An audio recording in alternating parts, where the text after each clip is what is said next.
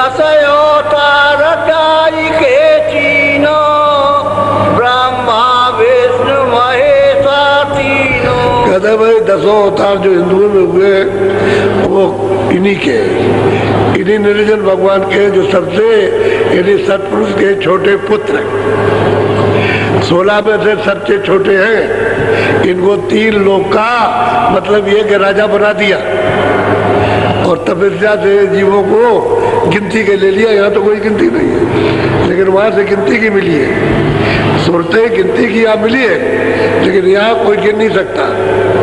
10 अवतार इन्हीं के, इसके आगे नहीं है। राम भी यही के, कृष्ण भी यही के, ये सब जितने अवतार आप गिनते हो वो सब इन्हीं के हैं। इन्हीं के मंडल एक सूरत आई, वही अवतार कहलाती। वहां से एक सूरत को दे दिया कि जाओ तुम मित्रों में जा करके ये काम करो। उन्होंने यहाँ करके काम कराया उन्हीं के। तो जब जब मतलब ये है कि रास्ता नष्ट हो जाता है मानवता का, कर्म धर्म का, पापाचार फैल जाता है, तब ऐसे भेज दिया जाता है कि जाओ ये काम करो, और काम करने के बाद पता ही नहीं चलता कहाँ चले गए। संत सबका भेज जाते हैं, उनको सब मालूम कि वो तो जाते हैं, वो तो छोटे के पास भी जाएंगे, इसके ऊपर बड़ा है उसके बाद, और बड़े से बड़े के पास भी जाएंगे और ऊपर भी जाएंगे। वो सबको देखते हैं और सबसे मिलते हैं और सबकी रचना को देखते हैं। अब उसी रामायण में तुलसीदास ने लिखा है कि जब राम का मैंने दर्शन किया और मोह विलोक राम मुस्काई, तो तुरंत में उनके मुख में उस पार चला गया। उस पार चौक में खड़ा हो गया तो देखता हूँ अन्न नजर आया, ये सब अन्न की रचना है, स्वर्ग वैकुंठ की ये रचना दिखाई दे, मित्रों की भी दिखाई दे रही। और ऊपर देखता हूँ तो कहते बहुत ब्रह्मांड दिखाई देते हैं, भांत भांत की रचना, अति विचित्र, कहा लोक अनेका और रचना हमें सही। उसी रामायण में लिखा, लेकिन वो कोई मिलत चाहिए। अब उनको तो संत मिल गए, तो आपने तो कुछ समझा नहीं कि कौन मिला कौन नहीं मिला, आप तो जानते नहीं। उन्होंने तो कहीं भी नहीं कहा, उन्हें सिवाय गुरु के और दूसरी कोई बात नहीं की। तो गुरु मिले उन्होंने बताया, अगर गुरु न मिलते तो रास्ता उनको कौन देता। बोलो। जिनने भाका वेद विचारा, जग में फैला काल पसारा। बस कहते हैं कि भाई उन्होंने तपस्या की और मतलब ये कि उन्होंने वेद लिखे और फिर उन्होंने उसका पसारा सबको सुना करके और सबको कर्मकांड का संदेशा दे करके दे दिया, अधिकार दे दिया, आप जो चाहो सो करो। अब उसी का हिसाब लेते देते रहते, बस यही है उनका काम। अब ये है उन्होंने वर्णन किया, लेकिन वो तो चुपचाप अलग बैठ गए। अगर ब्रह्मा विष्णु महादेव को ये मालूम हो जाए कि ईश्वर वहाँ बैठे हुए, निरंजन भगवान वहाँ पर बैठे, तो ये सब छोड़ देंगे काम तुरंत। लेकिन आद्या माँ शक्ति जो बीच में इनकी अर्धांगिनी बैठी है, वो इनसे मिलने नहीं देगी। उसको पूरा अधिकार, क्योंकि उसी से तो पैदा हुए, वो बीच में बैठी है और इनको देखती रहती है।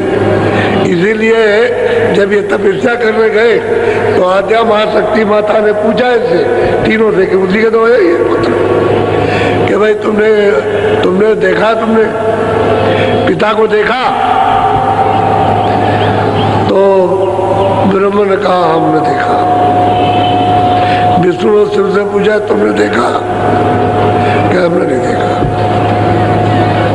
तब उसने देखा कि ये झूठ बोल गया, तो उसने कहा कि तुम बड़े झूठा हो, तुम बड़े लबार हो।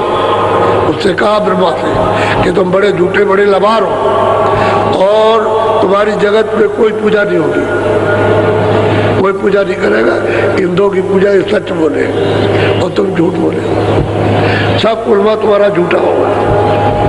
साफ साफ कहा, इसको श्राप दे दिया उनको दोनों को। तो जगत में दो की पूजा होती है कि नहीं होती, लेकिन तीनों के काम एक ही है, उत्पत्ति और पालन प्रलय। काम मतलब एक ही है, एक ही पद है, काम अलग अलग। ये तीनों अपना अपना काम करते हैं, उनकी पूजा नहीं होती, उनकी पूजा होती है। तो झूठ बोलने पर हमने देखा, इन्होंने किसी ने नहीं देखा। जो इनके निरंजन भगवान पिता है उनको इन्होंने नहीं देखा, तो बताओ वो क्या बताएंगे कि वहां पर है, जब इनको खुद नहीं। तभी तो कहते हैं ना ये थी ना ये थी, और कुछ है हमको नहीं मालूम, और है जरूर कुछ। ये उन्होंने उसमें लिख दिया, तो यही पढ़ते रहिए और बात किसी की मत मानिए, इसी में फंसे रह जाइए।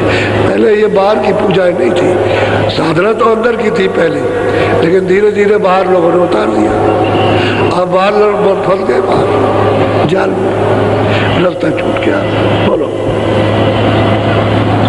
पूजा पत्री ने मयाचारा, देवन पूजा विधि समारा। बस कहते पूजा पत्री ये रत्न होना पीना, ये फूल चढ़ाना, ये सब देवताओं की मुतकल सूरत बना करके और मतलब उसको पूजो भाई, ये पूजा।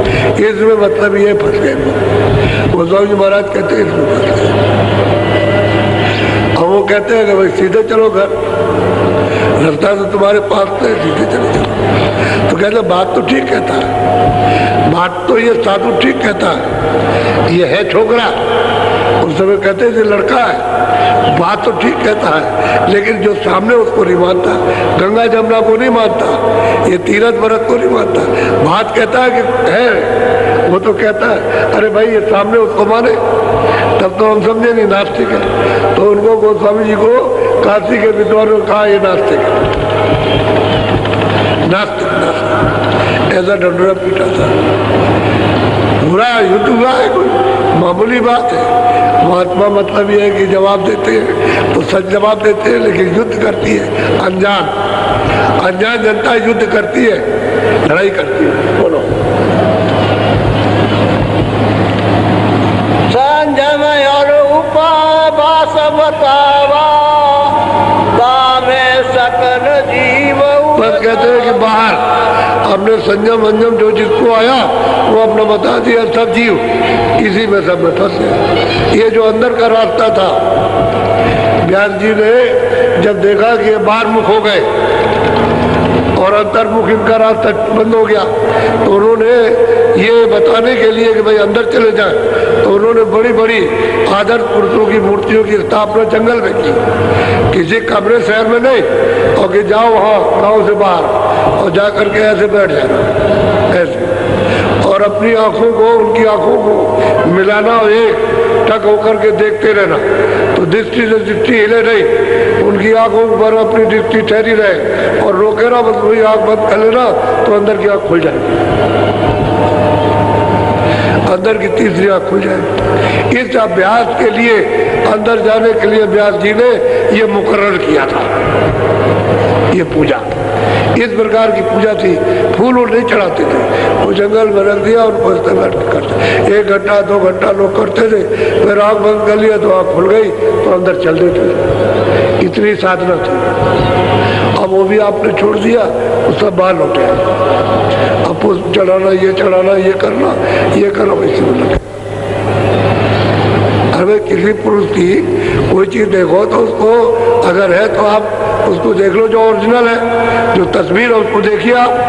अब वो तो है नहीं, किसी और की उतार दी आपने और कहा यही कृष्ण और यही राम है और यही महात्मा और यही है, नहीं, इससे नहीं। वो तो सिर्फ एक याद होती है, लेकिन जाना तो आपको अंदर है, रास्ता तो आपके पास से गया। उधर नहीं जाओगे तो इधर भटक जाओगे और कर्मों को सब सजा मिलेगी। बचने वाला वहां से कोई नहीं, तलाशी सब की होगी, चाहे कोई भी। अभी मतलब यह है कि बादशाह है उसकी तलाशी होगी, गरीब है उसकी तलाशी होगी, मुल्ला है उसकी तलाशी होगी, हम है तो हमारी तलाशी, सबकी तलाशी होगी कि क्या तुम्हारे पास है, वो दिखाओ कितना पास, कितना पास। वो सब जारा लेगा, जब जारे में कुछ नहीं निकलेगा तो कहेगा चले जाओ, तब कहेगा। तो महात्मा का तो टिकट होता है और उसके बाद तो कुछ छोड़ते नहीं है। अगर पाप और पुण्य छोड़ दे तो जा ही नहीं सकता। तो मतलब ये जब वो साफ कर दिया और टिकट दे दिया तो धीरे से कहने तलाशी ले ली, ये टिकट है, अच्छा जाओ, ये टिकट दिखा दिया, तो नाम का टिकट दिखा दिया, वो देख लेगा तो बस कुछ नहीं कि हेलमेट कुछ है ही नहीं कुछ। फिर उसने देखा जो खाते में लिखते हैं तो खाता ही नहीं, जो कागज लगा हुआ सफेद है उस पर कोई भी किसी तरह का लिखा नहीं है। और वहाँ कागज थप्पा लिखा होता पूरा का पूरा चार्ट नक्शा बनता है, 50 बरस का, 30 बरस का, 20 बरस का, 40 बरस का, सब नक्शा बनता जाता है पूरा। वो रख देते हैं आप, किसको मार रहे हो, किसको काट रहे हो, किसको धोखा दे रहे हो, चोरी कर रहे हो, क्या कर रहे हो, जो अच्छा पुण्य कर रहे हो, ये सब अब कैसे बचेंगे आप? वहाँ तो सब लिखा पड़ी तो क्या नहीं, मतलब ये हमारा नहीं, ऐसे कैसे हो जाए?